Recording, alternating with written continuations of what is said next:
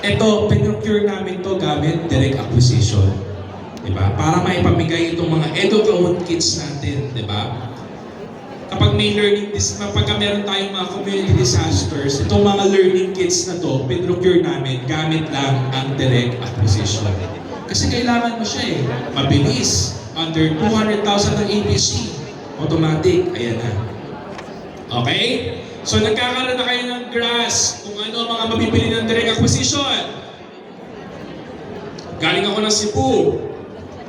Nagtatanong sa akin, attorney, kailangan namin bumili ng mga ganito, ganyan, mga bond paper, ganito, ganyan. Eh, ang ano namin, 50,000, magsashopping lang. Sabi ko, maghintay ka. Kasi may direct acquisition na. Okay?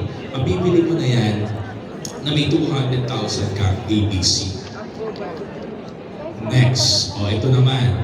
O, basa. Ano to? Direct. Ulit. Basa. Direct. Okay. Itong direct procurement for science, technology, and innovation. Bago po ito ha. Ito ay bago sa 12009. O ano naman ito? Pwede kang mag-procure ng infra ba dito? Tingin nyo? Hindi. Consulting? Hindi. Goods lang po siya applicable. Yes. Okay? Ito direct procurement of science, technology, and innovation. Parang direct acquisition din. Okay? Pero bibili ka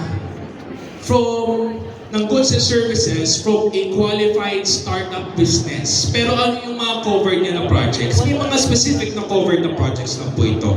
Okay? Ano ang mga covered niyang projects? Supplies, materials, and equipment-related services directly and exclusively used for R&D. Commission goods developed or manufactured to meet specific PE requirements including pre-commercial goods and services, goods developed by qualified startup business, and other analogous innovation-driven procurements. Ano pa dito? Alam niyo po, under sa ating commercial laws of the Philippines, ang intellectual property rights as a general rule ay owned by the creator. Pero under sa batas, ito po ay exception. IP ownership defaults to the procuring entity. So, intellectual property na kay procuring entity. Wala kay creator. Unless, otherwise, agreed and in writing. Ngayon, magagamit na ba natin si direct procurement for science and technology? Pwede na ba natin siyang gamitin? Hindi. Ha? Pwede na. 12,009 na eh, no? Ang sagot? Yes. Parang hindi na kayo sumasagot. Umpisa pa lang tayo. Alam nyo, ang sabi ko sa lahat ng aming nililecturan, mainam na ngayon tayo nagkakamali. Di ba? Dito tayo sa lecture magkamali. Dito kayo mag-voice out ng mga opinions nyo at dito tayo magkamali. Di ba? Kesa naman sa procurement mismo tayo magkamali. Hindi ba? Kasi pag sa procurement mismo kayo nagkamali, merong isang eskwelahang walang upuan. Merong isang batang hindi makakabasa ng libro. Di ba? Merong isang classroom na hindi magagawa. At meron higit sa lahat, marami at maraming bata ang hindi matutuloy na matuto. Okay? Okay. Ang sagot, attorney, pwede ba siyang gamitin na or hindi? Hindi pa. Sagot! Hindi pa. Pwede. Nakuha kayo sa akin ng ano, ha? Pwede. Pwede.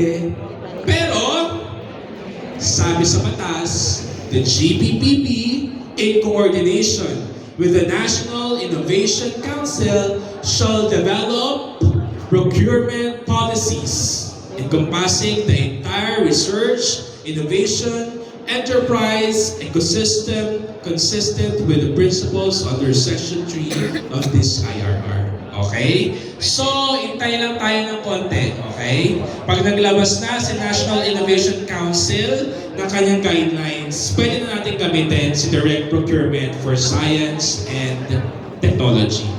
Okay? Naintindihan? Yes. Okay. Next, direct sales. Attorney, ano na naman to panibago kong direct? Puro na lang direct. Ano naman itong direct sales? Bago din po ito. At isa sa mga makakatulong din sa inyo kung magagamit nyo at matututunan nyo kung paano gamitin. Applicability niya, it is a procurement of non-CSE. Okay? Ngayon, magdi-direct purchase ka ng non-CSE from a supplier that has satisfactorily delivered to another government agency under a completed contract. Okay? So ano ang requirement? Mag-procure ka mula sa supplier na nakapag-deliver sa isang agency. Ano ang kailangan delivery niya? Satisfactorily delivered under a completed contract.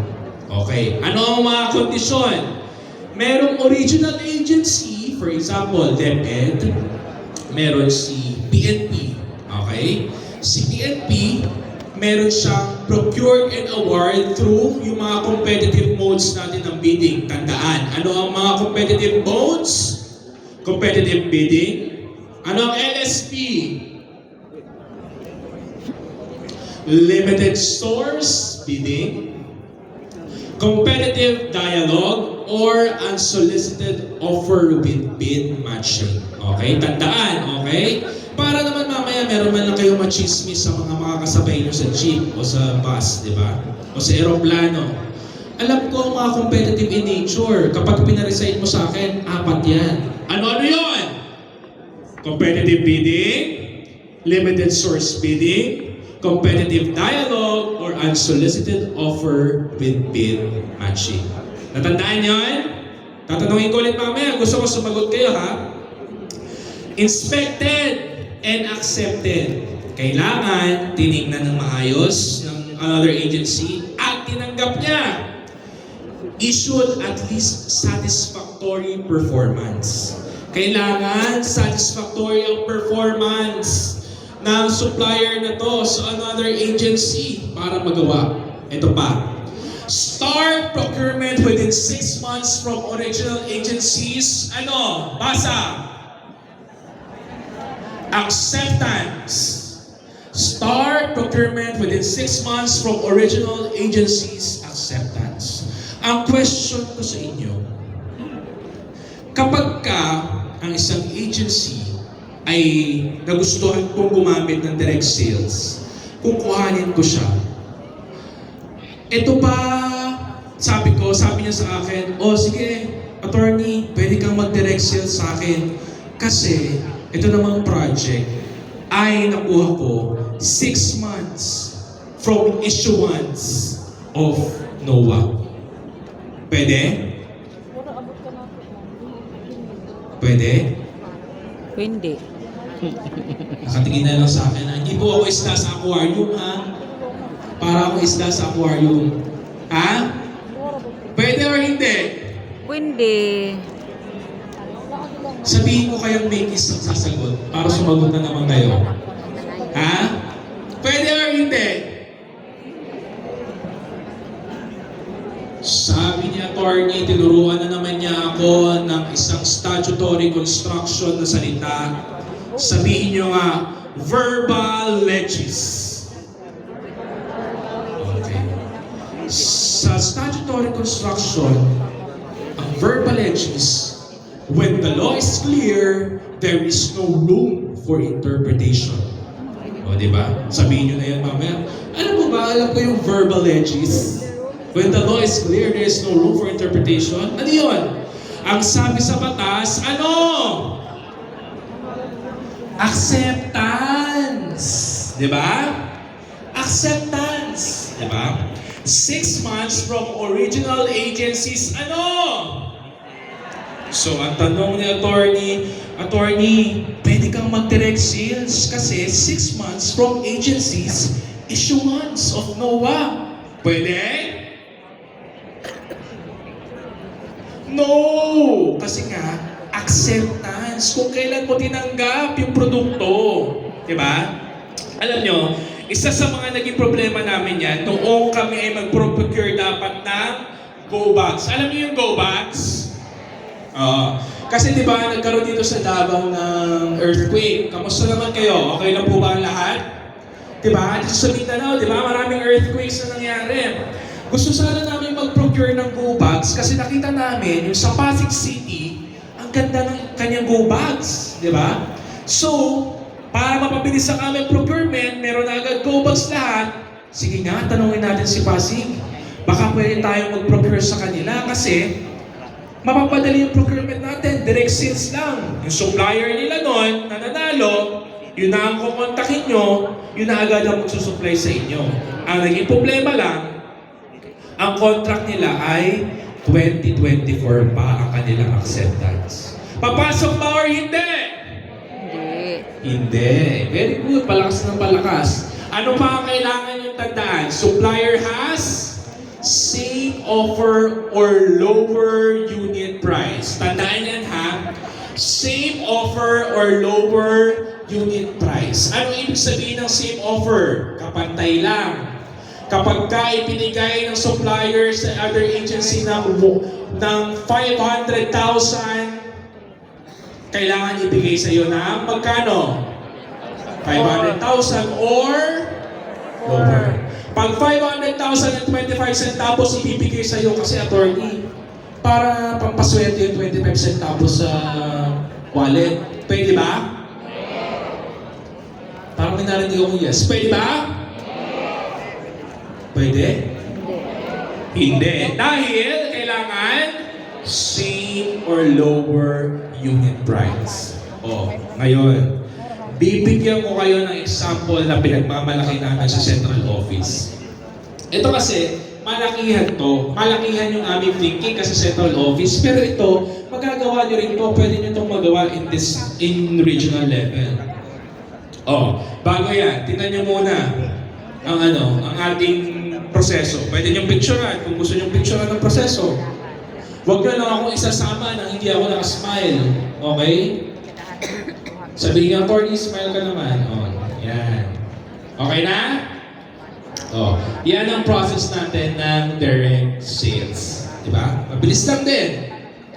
Pero, lagi nyo tatandaan na dito sa direct sales, importante ang meron kayong negotiation. Okay? Kasi dito sa direct sales, meron kaming isang project. Ito. Sige, tingnan nyo maigi. DEPER means 65 disaster preparedness items. Okay? Nag-fail to eh. Nag-fail tong bidding na to. Kailangan namin ng mga pick-up trucks